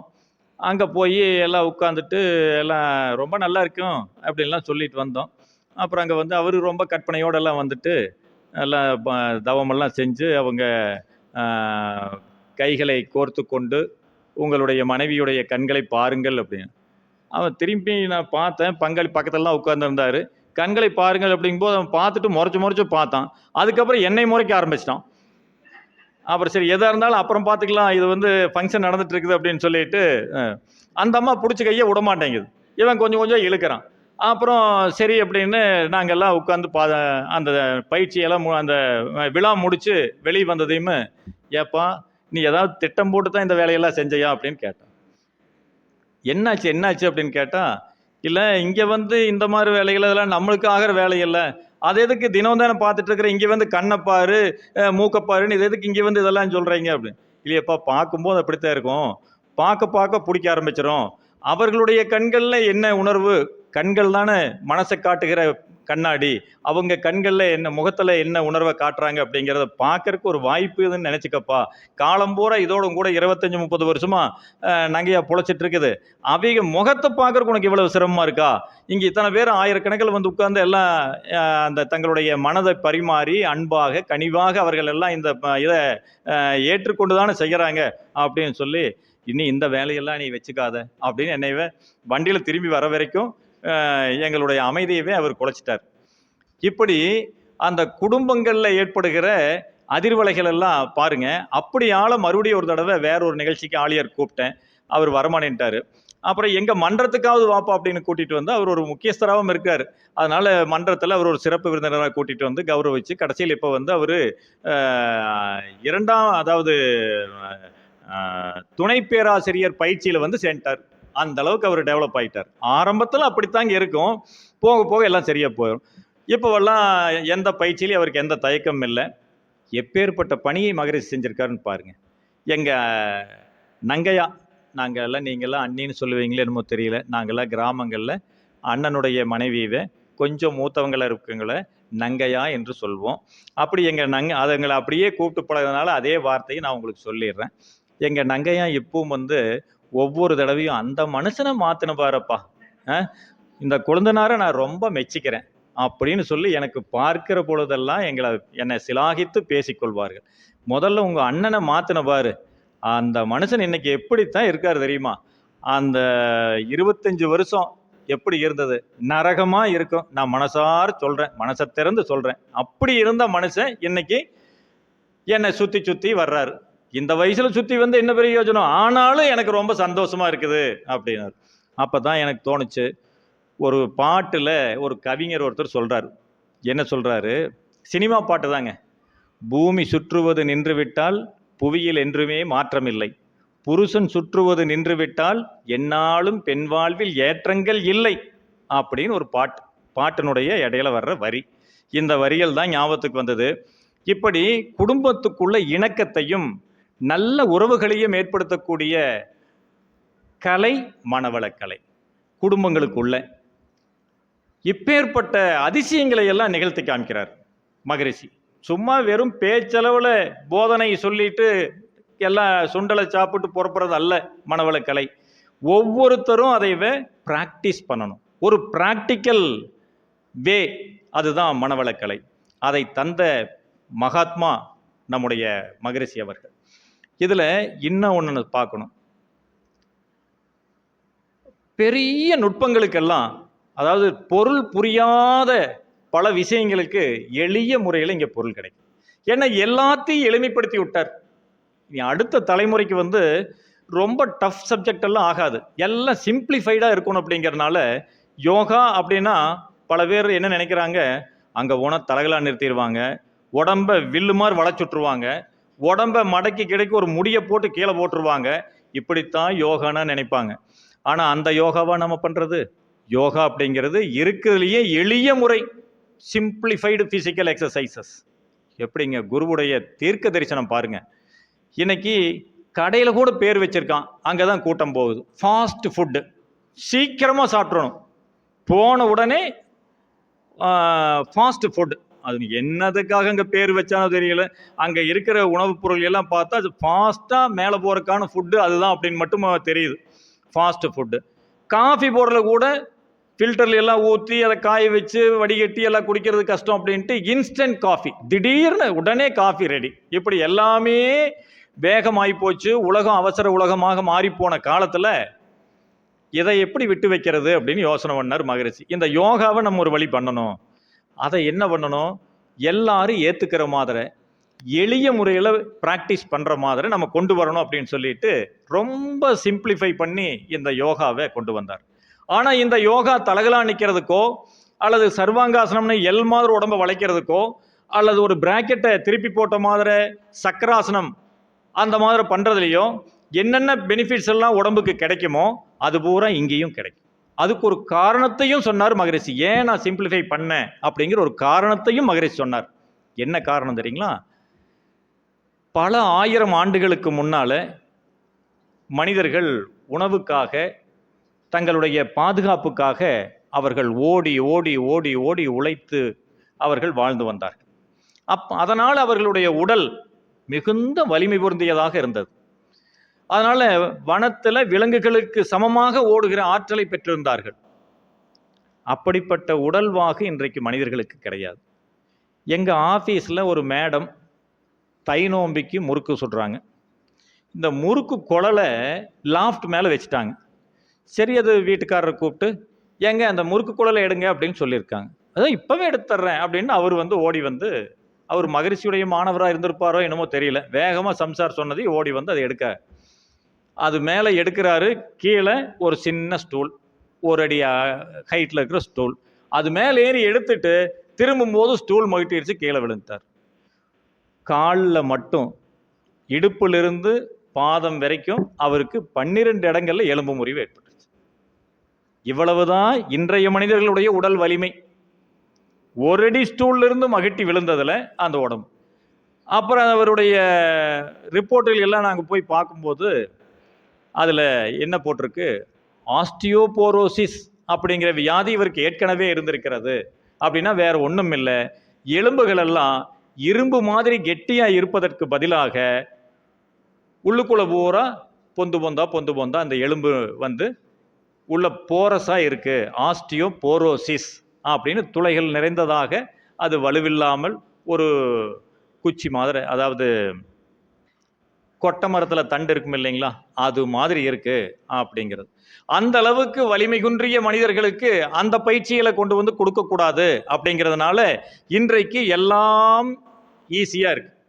ஒரு மாவு அரைக்கணுமா, சுவிட்சை போட்டு அரைக்குது. துணியை துவைக்கணுமா, சுவிட்சை போட்டால் துவைக்குது. ஒரு வீட்டை கூட்டணுமா, இன்னைக்கு அதுக்கும் வந்துருச்சு இல்லைங்களா. வச்சிருக்கீங்களா எங்கள் வீட்டுகள் எல்லாம் ரோபோ அப்படின்னு ஒன்று வந்துருச்சு. சுவிட்சை ஆன் பண்ணி விட்டோம்னா அந்த ரோபோ அப்படியே எல்லா பக்கம் இப்படி போய் இப்படி போய் இப்படி போய் இப்படி போய் எல்லாம் முதல்ல கூட்டி எடுத்துரும். அதில் ஒரு டம்ளர் தண்ணி ஊற்றி வச்சிட்டோம்னா அந்த ரோபோ அப்படியே தொடச்சி எடுத்துரும். மாப் போட்டு நீங்கள் எத்தனை தடவை தொடச்சாலும், 2 தடவை பக்கெட்டில் தண்ணி வச்சு நல்லா தொடச்சி எடுத்தாலும் அவ்வளவு சுத்தமாக வராது. அந்த மாதிரி அந்த ரோபோ அப்படி பண்ணி வரும். இன்னைக்கு நம்ம அளவுக்கு சாதாரண சாமானியர்கள் வீட்டுகளுக்கு அது வந்துருச்சு. அநேகமாக அடுத்த வருஷம் அது அதுக்கு அடுத்த வருஷம் நீங்கள் கூட வாங்கினால் வாங்கிடுவீங்க. வீட்டுக்காரர் ஒத்துழைக்க மறுத்து விட்டால் நீங்கள் அந்த மனுஷன் பண்ணாட்டி போகிறார், நம்ம இந்த மாதிரி வாங்கிக்கலாம் நீங்கள் நினைச்சால் நினைக்கலாம். அப்படி அதெல்லாம் எளிமையாகி போச்சு. இன்னைக்கு எல்லா வகையிலையும் உடம்புக்கு வலிமையை பெருக்கக்கூடிய வேலைகள் எதுவும் இல்லை, உடம்புக்கு பயிற்சியை அளிக்கக்கூடிய வேலைகள் எதுவும் இல்லை. அப்படி இதுக்கெல்லாம் வந்ததுனால நம்ம பயிற்சி இல்லாத உடல், நல்லா சாப்பிட்றோம், கட்டுப்பாடு இல்லாத உணவு, அளவு முறையில்லாத உணவு, இதன் காரணமாக நம்ம உடம்பெல்லாம் பலவீனமாகவும் வலுவில்லாமையும் இருக்கு. அந்த உடம்புக்கு ஒரு பயிற்சி கொடுத்தாகணும் அப்படிங்கிறதுக்காக தான் பயிற்சிகளை பூரா எளிமைப்படுத்தி, நம்ம நாட்டில் இருக்கிற யோக பயிற்சி மட்டும் அவர் ஆராய்ச்சி பண்ணல, உலகம் முழுவதும் இருக்கக்கூடிய யோக பயிற்சிகள் மக்கள் எதெல்லாம் பிராக்டிஸ் பண்ணுறாங்க அப்படிங்கிறதெல்லாம் பார்த்து, குறிப்பாக சைன உடற்பயிற்சிகள், ஜப்பானிய உடற்பயிற்சிகளை எல்லாம் பார்த்து பார்த்து மகரிஷி அவர்கள் ஒரு அருமையாக ஒரு வடிவமைப்பை உருவாக்கினார்கள். உடற்பயிற்சி திட்டம் 9 வகையான உடற்பயிற்சிகளை கொண்டு ஒரு 40-45 நிமிடங்களில் ஒவ்வொருவரும் அன்றாடம் 80 வயதிலே இருப்பவர்கள் வரைக்கும் செய்யலாம், 8 வயது சின்ன தம்பி கூட செய்யலாம். அப்படிப்பட்ட ஒரு அற்புதமான பயிற்சியை கொடுத்தாங்க. இது யோகாவில். அதை விட இது யோகாவை எளிமைப்படுத்தினாங்க. அதை விட இன்னொரு விஷயம் இருக்குது. வீட்டில் ஒரு சிரமம் வரும் சமையல் பண்ணுபவர்களுக்கு. நாளைக்கு என்ன செய்யறது? சமைக்கிறது கூட ஈஸிங்க, நாளைக்கு என்ன பண்ணுறதுங்கிற நினச்சா பைத்தியம் முடிச்சமா இருக்குது அப்படின்னு நினைப்போம், சொல்லுவோமா இல்லையா? அந்த அளவுக்கு ஒரு பெரிய சப்ஜெக்டு. பாதி பேர்த்துக்கு அது என்னன்னு கூட தெரியாது. இன்னைக்கு என்ன சமையல் அப்படின்னு கேட்குற கேள்வி மட்டும்தான் அவர்களுக்கு தெரியும். அதற்கு பின்னணியில் அதற்காக ஒரு டெசிஷன் எடுக்கணும், அதற்காக மெட்டீரியல்ஸ் தேவையானதெல்லாம் ப்ரொக்யூர்மெண்ட் இருக்கணும், அல்லது வீட்டில் ஸ்டாக் இருக்கணும். இதையெல்லாம் வச்சு ஒரு நல்ல டிஷ்ஷை நம்ம மெனு தயார் பண்ணணும். இப்படி ஒரு பெரிய ஒரு நிர்வாகத்தில் நடக்கிற அளவுக்கு ஒவ்வொரு வீட்டு சமையலறைகளும் இது நடக்கிறது. அது ஒரு பெரிய போர் அடிக்கிற விஷயமாக எல்லாருமே சொல்றாங்க. இந்த சமையல் கொஞ்சம் போர் அடிக்குது, ஆனாலும் அவர்கள் திருப்தியாக அதை செய்து கொண்டுதான் இருக்கிறார்கள். இதற்கு ஒரு தீர்வை மகரிஷி சொல்லியிருக்காரு. என்ன செய்வது, எதை செய்வது, சத்தம் இருக்குமா, இப்படியெல்லாம் இன்னைக்கு தீர்வு வேற வகையில் வந்திருக்கு. மொபைல் எடுத்து ஸ்விக்கி ஆப்பை திறந்து எந்தெந்த கடையிலிருந்து என்னென்ன வரணும்னு பட்டனை தட்டினா போதும், இது என்னையா பெரிய தீர்வு அப்படின்னு பல பேர் கேட்கறது உண்டு. அது இன்னைக்கு வந்துருச்சு. அது ஒரு வழி. ஆனால் நம்ம வழி என்பது சத்தான உணவாக இருக்கணும், எளிமையானதாக இருக்கணும், சுகாதாரமாக இருக்கணும். இந்த வகையில் மகரிஷி அவர்கள் ஒரு எளிமையான உணவு திட்டத்தை கொடுக்குறார். சாப்பாட்டு விஷயத்தில் எளிமை வேணுங்கிறார். அதான் எல்லாமே சிம்பிளிஃபைடு. அதனால் சிம்பிளிஃபைடு ஃபுட் பிளான் ஒவ்வொரு வீட்டுக்கு சொல்கிறார். நீங்கள் எல்லாம் நோட் பண்ணிக்கங்க. எல்லாம் தெரிஞ்சு உங்களுக்கு படித்தது தான். என்ன அப்போ படிச்சுட்டு நம்ம விட்டுருப்போம். அப்படி விட்டுருவோம் அப்படிங்கிறனால தான் தினந்தோறும் நம்ம மன்றத்துக்கு தவத்தை விடக்கூடாது, எதை விட்டாலும் பரவாயில்ல அப்படின்னு சொல்லி தவம் செய்கிறோம். காலையில் உடற்பயிற்சிக்கு பக்கத்தில் இருக்கவங்கெல்லாம் உடற்பயிற்சி செய்யணும், இந்த ரெண்டையும் விட்டுறவே கூடாது அப்படிங்கிறதுக்காக அந்த கம்பல்ஷன் நம்மகிட்ட இருக்கு. ஆனால் சில விஷயங்க நம்ம கேட்டுட்டு அப்படியே விட்டுறோம். பாருங்க, காலையில் என்ன செய்யறது, மத்தியானம் என்ன செய்யறது, சாயங்காலம் என்ன செய்யறது, கவலையே படாதீங்க. மகரிஷி உங்களுக்கு ஒரு அருமையான பிளான் போட்டு கொடுத்தார்.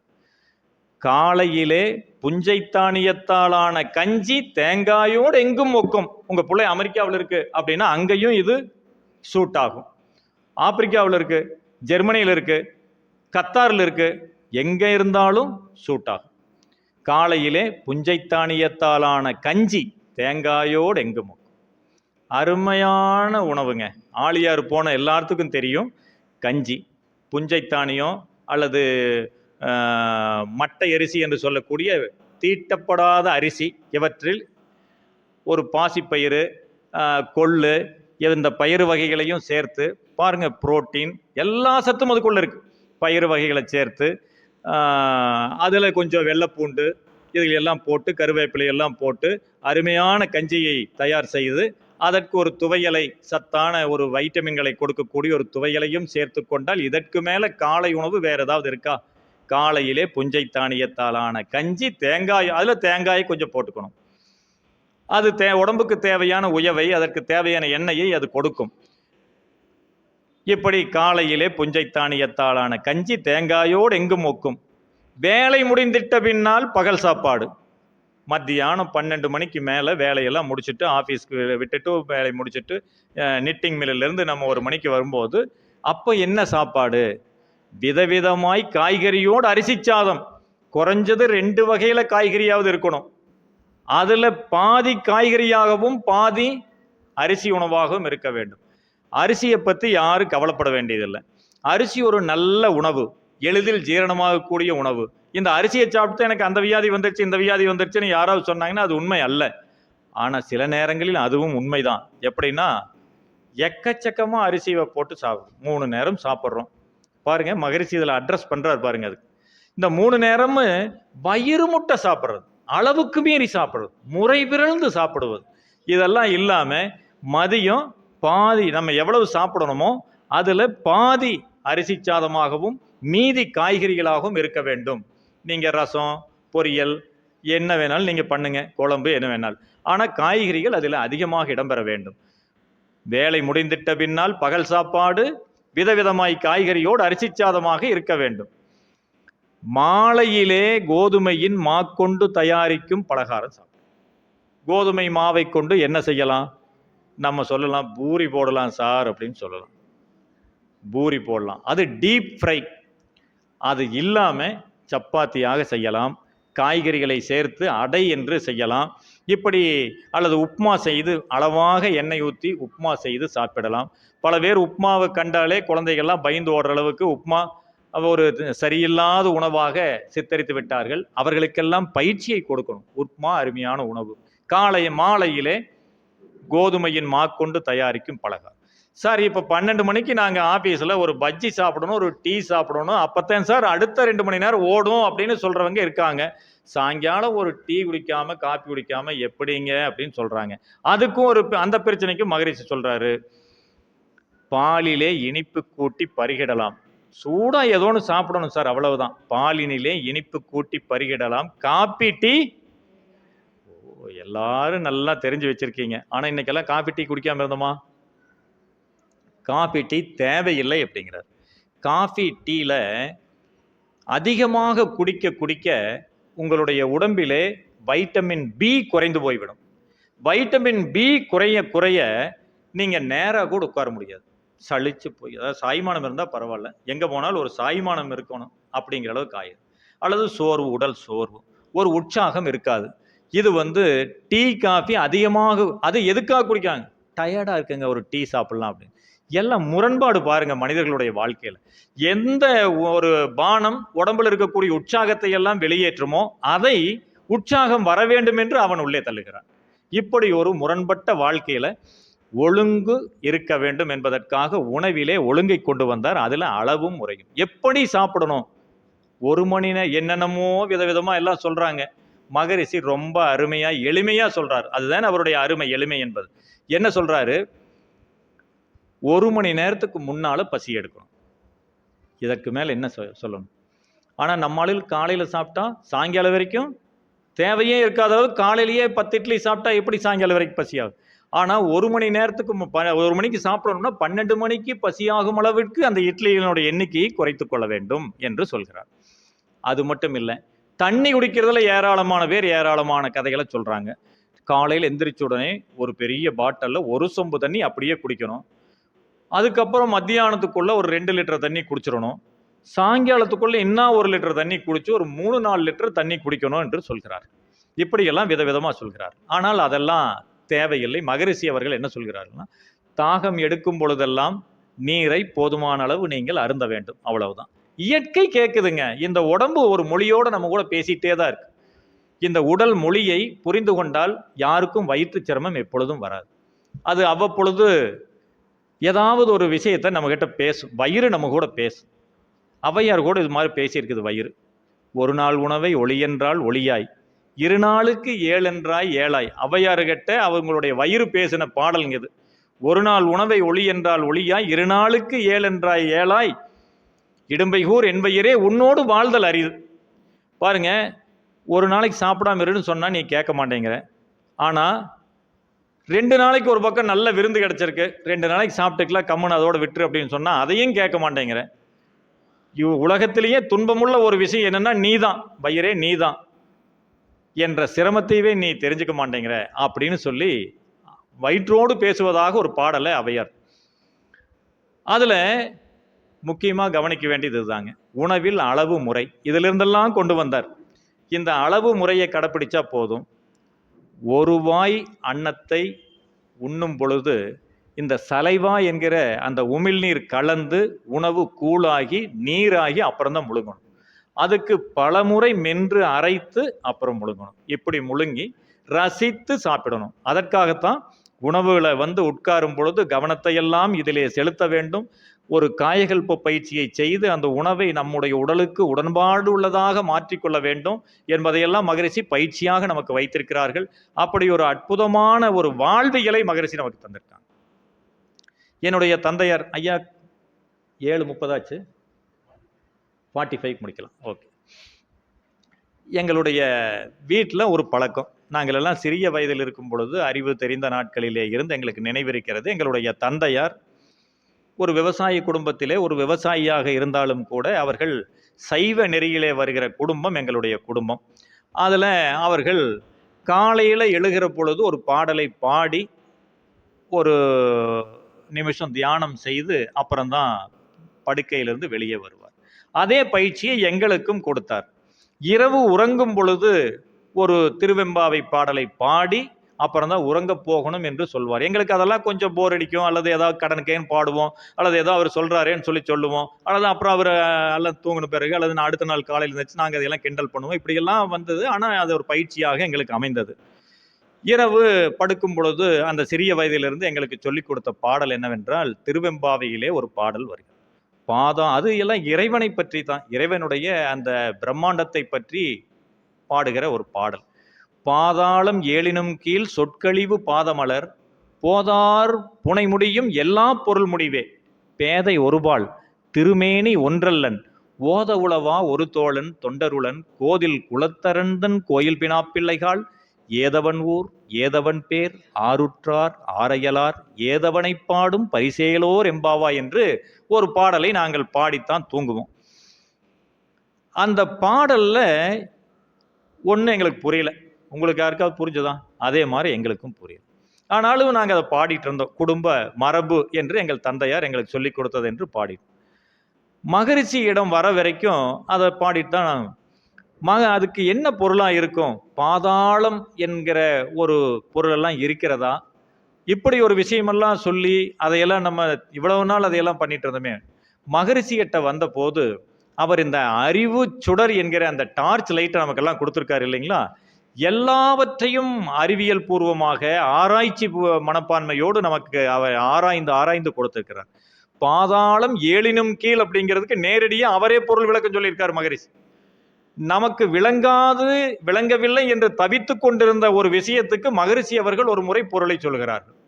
பாதாளம் என்றால் வேறு ஒன்றுமல்ல, நம்முடைய முன்னோர்கள் பாதாள உலகம் என்று சொன்னது வேறு ஒன்றுமல்ல, அதுதான் சுத்தவெளி அப்படின்ட்டார். பால் தளம். சரி, 7 உலகம் அப்படிங்கிறாங்க சாமி, 7 உலகங்கள்ங்கிறாங்களே, அது என்ன சாமி, அப்படி ஏதாவது இருக்குங்களா? நம்ம 9 கோள்கள் தான் இந்த உலகங்கள்ல இருக்குது, ஆனா 14 லோகங்கள் எல்லாம் சொல்றாங்களே, அதெல்லாம் கப்சாங்களா? பல விஷயங்க மாதிரி இதுவும் ஏதாவது சும்மா விட்டுட்டாங்களா? இல்லையாப்பா, கரெக்டாக தானே கணக்கு சொல்லியிருக்காங்க. 7 சரியாத்தானே சொல்லியிருக்காங்க.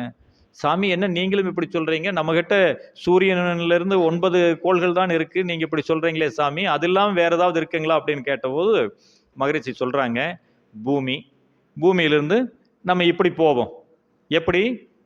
மேல் நோக்கி போவோம். சூரியன் மேல இருக்கிறதாக நம்ம நினைச்சுக்குவோம். சூரியன் மேல் நோக்கி போவோம். பூமி, சந்திரன் 2 ஆச்சுங்களா? அடுத்தது புதன், அதற்கப்புறம் வெள்ளி. இப்போ எவ்வளவு ஆச்சு? 4 ஆச்சு. அதற்கப்புறம் செவ்வாய் இல்லை, அதற்கப்புறம் சூரியன் தான் வரும். நம்ம மேலே போயிட்டு இருக்கிறோம், சூரியனை நோக்கி போயிட்டு இருக்கிறோம். இதோட 5 ஆச்சுங்களா? 5. அப்போ இன்னும் 7க்கு இன்னும் 2 மிஸ் ஆகுதே. அங்கதான் மகரிஷி சொன்னார், ராகு கேது. சூரியனிலிருந்து புறப்படுகிற கதிர்கள் தான், அதாவது கரும் துளைகள் என்று அந்த பொருட்கள் தான், அந்த காந்த அலை கற்றைகள் தான். அது 2 பக்கமும், ஒரு பக்கம் ராகு என்றும் மறுபக்கம் கேது என்றும் அந்த பெயரிட்டு அந்த 2ஐயும் நிழல் கிரகங்களாக பாவித்தால் இப்போ 7 ஆச்சு. இது மேல் உலகங்கள் 7 அப்படின்னு வச்சுக்கணும்னு சொல்றார் மகரிஷி. அவர்கள் இதைத்தான் அவர்கள் அறிந்தும் அறியாமலும் இந்த ஏழைத்தான் அவர்கள் சொல்லியிருக்கிறார்கள் அப்படின்னு சொல்றார். சரி, இது மேல் 7 உலகங்கள். கீழ் 7 உலகங்கள்னா சூரியனிலிருந்து ஆப்போசிட் டைரக்ஷன்ல போகணும். இங்கிருந்து நம்ம ஆரம்பிக்கணும். நம்ம பூமி 1, அதற்கு அடுத்ததாக செவ்வாய் அடுத்தது இருக்கிறது 2, அதற்கு அடுத்தது வியாழன் 3, அப்புறம் இருக்கிறது சனி 4, அதை தாண்டி இருப்பது 3 யுரேனஸ், நெப்டியூன், புளூட்டோ. 7 ஆச்சுங்களா? இந்த 7 கீழேழு உலகங்கள். இதை தாண்டிய பிறகு என்ன இருப்பதாக முன்னோர்கள் நினைத்தார்கள் என்றால் பால் தளம் என்கிற பாதாள உலகம் இருப்பதாக நினைத்தார். எப்படி அறிவாராய்ச்சி பாருங்க.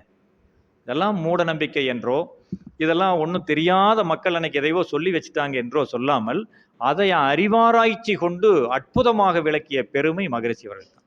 பாதாளம் ஏழினும் கீழ் சொற்கழிவு பாதமலர் என்ற பாடலை தெரிந்தோ தெரியாமலோ தினந்தோறும் பாடிக்கொண்டு வந்த, இளமை பருவம் தொட்டு பாடிக்கொண்டு வந்த எனக்கு மகரிஷி அவர்கள் தந்த அறிவு சுடரை வைத்து பார்க்கிற பொழுது புரியாத பொருள் எல்லாம் புரிந்து.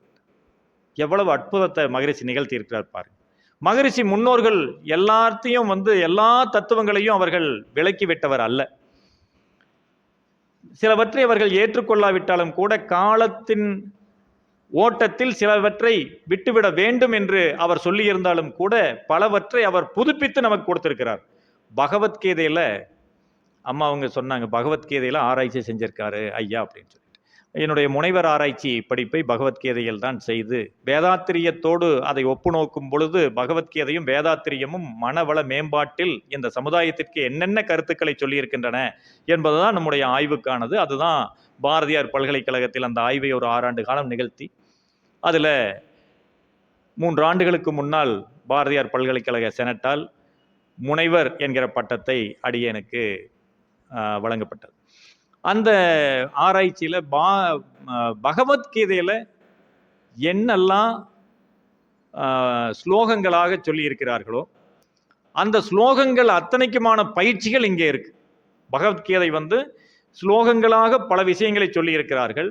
இந்த பாரத திருநாட்டில் பல மக்கள் பகவத்கீதையினுடைய பெருமையை அறிந்திருக்கிறார்கள், உணர்ந்திருக்கிறார்கள். ஆனாலும் அவற்றையெல்லாம் பயிற்சியாக தங்களுடைய வாழ்நாளிலே கடைபிடிக்க வேண்டும் என்றால் அவர்கள் ஒன்றும் பண்ண வேண்டியதில்லை. அவ்வளவு பெரிய புத்தகத்தை தினந்தோறும் படிக்கணுங்கிற அவசியம் இல்லை. ஆனால் அவர்கள் மனவளக்கலையை பயின்று தினந்தோறும் இதில் சொல்லியிருக்கிற விஷயங்களை கடைபிடித்து வந்தால் போதும். அவர்கள் பகவத்கீதையை 10 முறை ஒவ்வொரு நாளும் பாராயணம் செய்வதற்கு சமம். பகவத்கீதை மிகப்பெரிய அறநூல், அது மிகப்பெரிய ஆன்மீக நூல். அதனால தான் மற்ற எல்லாம் அது எப்பொழுதுமே அதில் இருக்கக்கூடிய கருத்துக்கள் நம்முடைய மனதில் இருந்து கொண்டே இருக்க வேண்டும். ஆன்மாவை பற்றிய விளக்கங்கள் அத்தனையும் பொதிந்து கிடக்கக்கூடிய ஒரு தத்துவ பெட்டகமாக பகவத்கீதை இருக்கிறது. அதனால தான் ஆழியார் லைப்ரரியில் போய் பார்த்தீங்கன்னா எல்லா புத்தகங்களும் மூடிய நிலையில் அந்த அலமாரிகளில் வைக்கப்பட்டிருக்கும். ஒரே புத்தகம் மட்டும் திறந்த நிலையில் எல்லா புத்தகங்களையும் விட பெரிய அளவில் ஒரு புத்தகம் இருக்கும். எல்லாம் படிப்பகத்தில் வடபுலத்தில் ஒரு அழகான மர வேலைப்பாடுகள் நிறைந்த ஸ்டாண்டு மேலே அதை வச்சிருப்பாங்க. பகவத்கீதை புத்தகம் எல்லாவற்றையும் மகரிஷி படிச்சிருக்காருங்க. இந்த மண்ணில் என்னென்ன இருக்கோ அத்தனையும் தோண்டி எடுத்து தொடச்சு கழுவி கொண்டு நம்ம கைகளில் கொடுத்துருக்காரு. அந்த பேர் தான் மனவளக்கலை. இது சாதாரண விஷயம் அல்ல. இப்படி ஒவ்வொன்றுக்கும் மகரிஷி சிக்கல்களுக்கெல்லாம் தீர்வு கொடுத்துருக்கார். நமக்கு துன்பம் அடிக்கடி வருது இல்லைங்களா? மனிதர்களுக்கு துன்பம் வருது, மனவளக்கலைஞர்களுக்கும் துன்பம் வருது. ஆனால் நம்ம அந்த துன்பத்தை அட்ஜஸ்ட் பண்ணிக்கிறோம், ஏற்றுக்கொள்கிறோம். அந்த துன்பம் பெரிதாகாத அளவுக்கு மனசை பக்குவப்படுத்திக்கிறோம். இவ்வளவுதான் வித்தியாசம். ஐயா அவர்கள் சொன்னது போல நம்ம ஆழ்ந்த மனநிலைக்கு, ஆல்ஃபா நிலைக்கு போய் அதில் வாழ்ந்து பழகி கொண்டால் எந்த துன்பமும் நம்மளை தீண்டாது. துன்பம் வரும், வாசல் வரைக்கும் நின்று இங்கே உள்ள போகிறதுல பிரயோஜனம் இல்லையப்பா அப்படின்னு சொல்லிட்டு அது அப்படியே விடைபெற்று போயிடும். ஏன்னா நமக்கு தெரியும் ஒரு துன்பம் வரும் பொழுது ஒரு பதிவு அழிகிறது. இதுதான் மனவளக்கலை மாணவர்களாகி நமக்கு மகரிஷி அவர்கள் சொல்லி இருக்கிற பாடம்.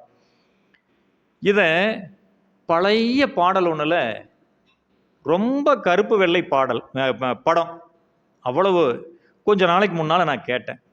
இப்படி அடுத்து வரக்கூடிய மேடைகளில் நான் சொல்லணும் அப்படிங்கிறதுக்காகவே அதை நோட் பண்ணி கொஞ்சம் அசை போட்டு அதை என்னுடைய நினைவு அலமாரியில் கட்டாயமாக இதை வைத்திருந்து மற்றவர்களுக்கு இதை சொல்லணும் அப்படின்னு.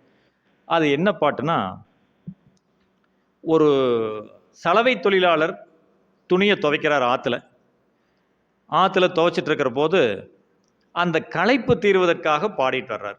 நம்ம ஊர்ல எல்லாம் முதல்ல அந்த வாய்க்காலில் ஆற்றங்கரையில் எல்லாம் துணி துவைக்கும் போது பாடிட்டே வருவாங்க. அந்த களைப்பு தீர்றதுக்கு பாட்டு தெரியாத ஆளுகள்லாம் உசு உசுன்னு ஒரு சவுண்டு மட்டும் ஒன்று விடுவாங்க. இந்த இது உயிர்கள், அதாவது யாராவது வீட்டுக்கு இளவு வீட்டுக்கு ஏதாவது போகும்போது பெண்மணிகள் எல்லாம் தங்களுடைய ஆற்றாமையை சொல்லி சொல்லி பாடுவாங்க. ஒரு பாட்டி இறந்துருச்சு அப்படின்னா, நான் பாலூத்தி பாத்தி கட்டி பாக்கு மரம் உண்டு பண்ணி பாக்கு மரத்தடியே பாத்தழுவா உம்பேத்தி நெய்யூத்தி பாத்தி கட்டி நெல்லி மரமும் உண்டு பண்ணி நெல்லி மரத்தடியே நின்னழுவா உம்பேத்தி என்றெல்லாம் சொல்லி அந்த பேத்திகள் பாட்டிகளுக்கு பாடுவார். இப்படி ஒவ்வொரு உறவுக்கும் ஒரு பாடலை பாடி அந்த உறவை சிறப்பு செய்து தான் அனுப்புவார்கள். அந்த பாட்டெல்லாம் தெரியாதவங்க, பாட தெரியாதவங்க போனால் என்ன பண்ணுவாங்க, ஒரு ஹம்மிங் மட்டும் கூட கொடுப்பாங்க. அது மாதிரி சலவை தொழிலாளர்கள் பல பேர் பாடுவாங்க. பாட தெரியாதவங்க அம்மாவங்கெல்லாம் சொன்ன மாதிரி உசு உசுன்னு ஒரு சத்தம் போட்டு வருவாங்க. இதுல பாட தெரிந்த ஒரு சலவை தொழிலாளி இங்க என்ன பாடுறாரு, உயிரே அழுக்கு துணி. நல்லா கவனிக்கணும், நான் சொல்லாமையே மனவள கலைஞர் ஒவ்வொருவருக்கும் இதுக்கு பொருள் புரிந்து புலகாங்கிதம் அடைய வேண்டும். உயிரே அழுக்கு துணி, உவர்மண்ணே நம் பிறப்பு, பூவுலக வாழ்க்கை எனும் பொல்லாத கல்லினிலே மோதி அடிக்கையிலே முற்றும் கசக்கையிலே அழுக்கெல்லாம் போகுதடா வெள்ளையப்பா, உந்தன் அருள் என்னும் மலையினிலே வெள்ளையப்பா, இந்த உயிர்களெல்லாம் வாழுதடா வெள்ளையப்பா என்று ஒரு அற்புதமான பாடல். இது நமக்காகவே சொல்லி வச்சுட்டு போயிருக்காரு போல் இருக்குது ஒரு கவிஞர் அப்படின்னு சொல்லி நான் எடுத்துட்டு இந்த பாட்டனை. மகரிஷி என்ன சொல்றாரு, துன்பம் வந்தா கலங்காதீங்க, உங்க ஆன்மாவில் ஒட்டி இருக்கிற ஒரு பதிவு, ஒரு பாவ பதிவு அழிந்து போகிறது, கழிகிறது என்று எடுத்துக்கொள்ளுங்கள். உங்களுடைய ஆன்மாவை தூய்மைப்படுத்துவதற்காக துன்பங்கள் வருகின்றன என்று எடுத்துக்கொண்டு இடுக்கண் வருங்கால் நகுக என்பதற்கு இலக்கணமாக நம்மை மாற்றி சொல்லிட்டார். அதே மாதிரி இங்க என்ன சொல்றாங்க, பூவுலக வாழ்க்கை எனும் பொல்லாத கல்லுல, இந்த வாழ்க்கை சாதாரண விஷயம் அல்ல, இந்த பூமியில நம்ம வந்த வாழ்க்கை. அதனாலதான் பிறவி வேண்டாம் என்று ஒரே முடிவாக எல்லா ஞானிகளும் சொல்லியிருக்கிறார்கள். ஆனா ஒருத்தர் மட்டும் வேற மாதிரி சொன்னார். என்ன சொன்னார் தெரியுங்களா, மனித பிறவியும் வேண்டுவதே இந்த மாநிலத்தே என்று ஒருவர் மட்டும் சொன்னார். மற்ற எல்லாருமே பிறவி என்கிற சங்கிலியை அறுத்து விட வேண்டும் இந்த பிறப்புல, அதற்கான அற வழியில் நம்ம வாழ்க்கையை நடத்திவிட வேண்டும் என்று எல்லாரும் சொன்னாங்க. ஒருத்தர் ஏன் சொன்னார்னா, மனித பிறவியும் வேண்டுவதே இந்த மாநிலத்தேன்னு சொல்றதுக்கு முன்னால இறைவனை எப்பொழுதும் நெஞ்சிலே நிறுத்தி இமைப்பொழுதும் அவனை மறவாமல் இருந்து பழகி கொண்டால் குனித்த புருவமும் கொவ்வை செவ்வாயில் குமின் சிரிப்பும் என்றெல்லாம் சொல்லி அப்படிப்பட்ட இறைவனை மனதிலே எப்பொழுதும் நிலைநிறுத்தி பழகி கொண்டால் நான் இந்த மனித பிறவியை மீண்டும் பெற்றுக்கொள்கிறேன் ஒருத்தர் சொன்னார். அவர் தான் அவருடைய பேர் தான் நமக்கு இருக்கு. நம்ம பேருக்காரன்னு அவர் சொல்லக்கூடாது, அவர் பேர் தான் நம்மளுக்கு இருக்குங்க. அப்பர் பெருமான் சொன்னார், திருநாவுக்கரசர் இதை சொன்னார். இப்போ மகரிஷி என்ன சொல்றாரு, இந்த பாவப்பதிவுகளை போக்கும் வழிகளை சொல்லும்போது இந்த பாடலை எடுத்துட்டோம்னா எவ்வளவு சுவையா இருக்கு பாருங்க. உயிர், அதான் இந்த ஆன்மா அழுக்கு துணின்னு சொல்றாங்க. அந்த டோபி இப்படி ஒரு விஷயத்தை சொல்லிட்டார், இந்த ஆன்மா அழுக்கு துணி. உவர் மண், அதுதான் இந்த பிறப்பு.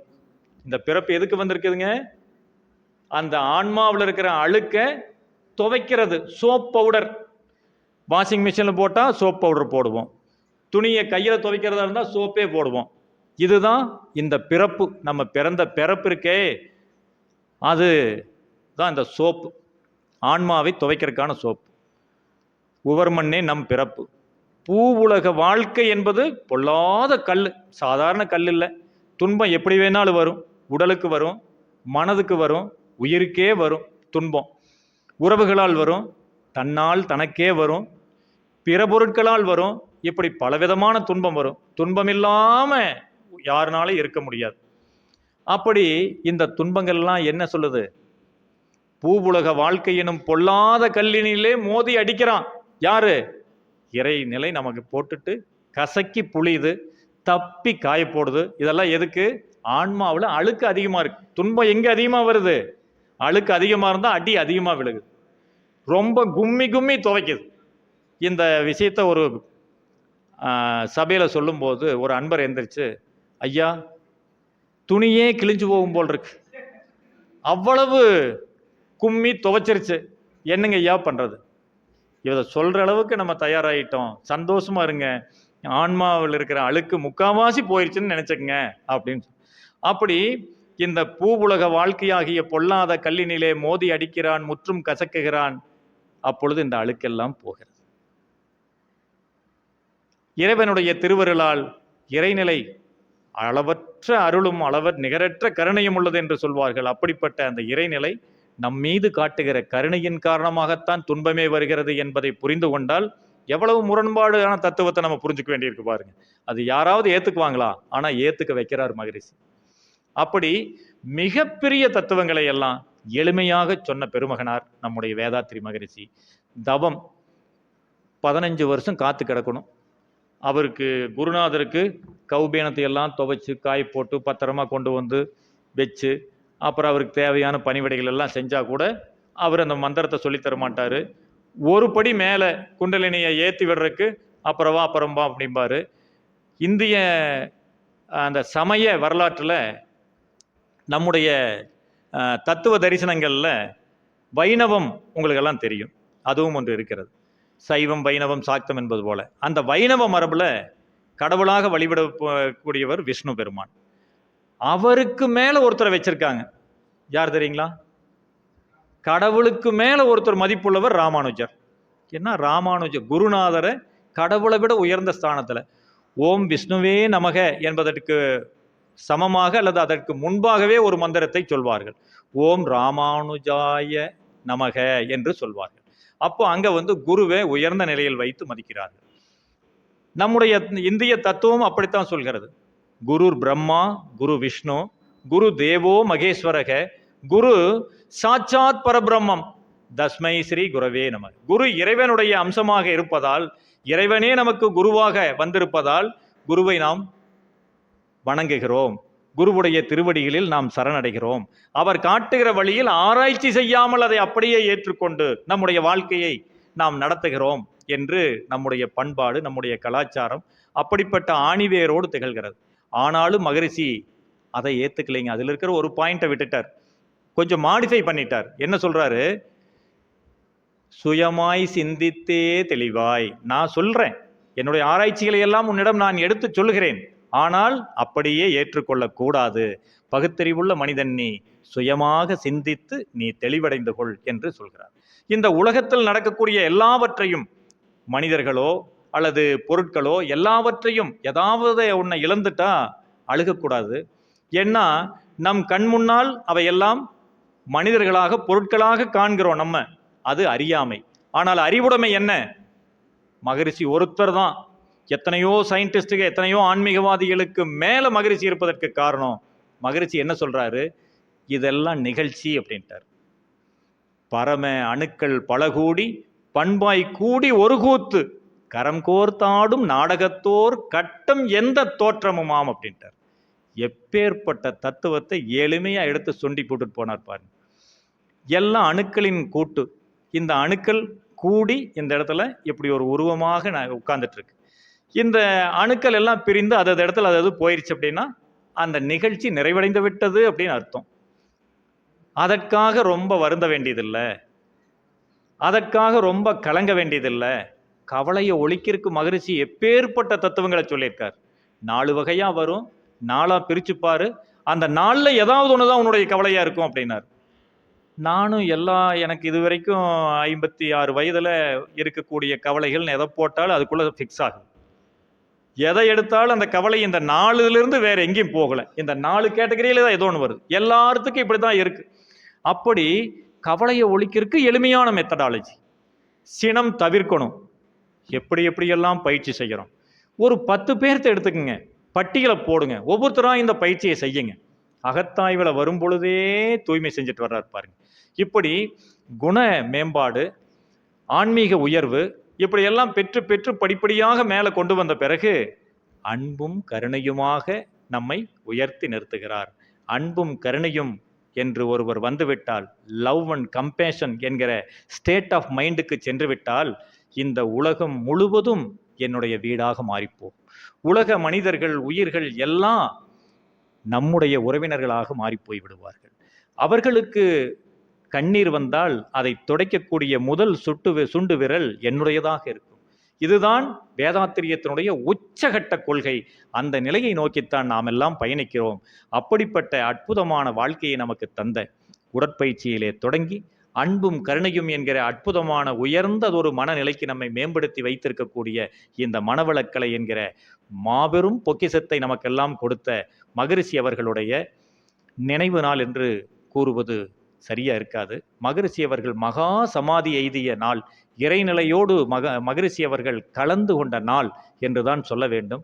அப்படிப்பட்ட இந்த நாளிலே வந்து மகரிஷி அவர்களுடைய அந்த மேன்மைகளை எல்லாம், குரு பிரான் அவர்களுடைய உயர்வுகளை எல்லாம், நமக்கு அவர்கள் என்னெல்லாம் சொல்லியிருக்காங்க, இந்த நாளில் நாமெல்லாம் என்ன உறுதிமொழி ஏற்றுக்கொள்ள வேண்டும் என்பதையெல்லாம் சிந்திப்பதற்காக இறையருளும் குருவருளும் கூட்டுவித்திருக்கின்றன. அதற்கு உங்களுடைய மன்றத்திலே இருந்து எனக்கு ஒரு நல்ல வாய்ப்பையும் நீங்கள் எல்லாம் கொடுத்திருக்கிறீர்கள். ஒன்றே ஒன்று மகரிஷியுடைய இந்த நாளிலே நாம் மேற்கொள்ள வேண்டிய உறுதிமொழி, அதாவது இன்றிலிருந்து நம்ம தினந்தோறும் படித்து கொண்டிருப்பது தான், இன்றிலிருந்து யாரோடும் எதற்காகவும் எப்பொழுதும் எந்த சூழ்நிலையிலும் நான் சினம் கொள்ள மாட்டேன் என்கிற உறுதிமொழியை நாம் புதுப்பித்து பசுமரத்தாணி போல் நம்முடைய நெஞ்சிலே அதை ஏற்றிக்கொண்டு நாம் இன்றிலிருந்து இன்னும் ஒரு புதிய மேம்பட்ட மேன்மை மிகுந்த மெருகேறிய ஒரு வாழ்க்கையை நாம் வாழ வேண்டும் என்று உங்களிடத்திலே இந்த சங்கல்பத்தை நீங்கள் இந்த நாளில், இந்த ஆண்டு இந்த நாளிலே நீங்கள் எல்லாம் எடுக்க வேண்டும் என்று சொல்லி இந்த வாய்ப்புக்கு மீண்டும் ஒரு முறை நன்றி பாராட்டி இந்த நிகழ்வை நிறைவு செய்கிறேன். நன்றி, வணக்கம். வாழ்க வையகம், வாழ்க வையகம், வாழ்க வளமுடன்.